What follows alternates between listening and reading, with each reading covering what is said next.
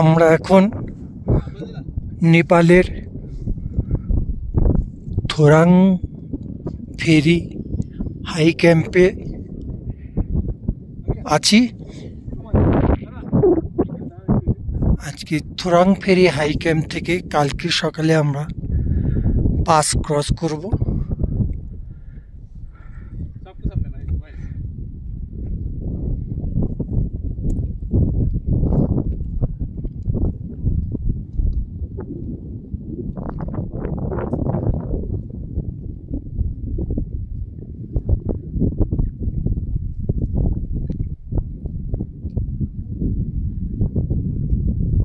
থোরাং ফেরি high camp, Nepal.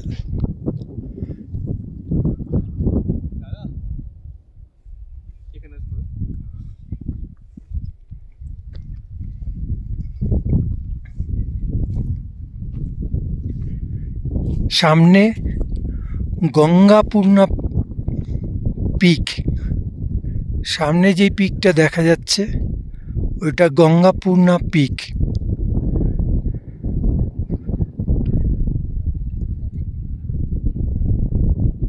কালকের আমরা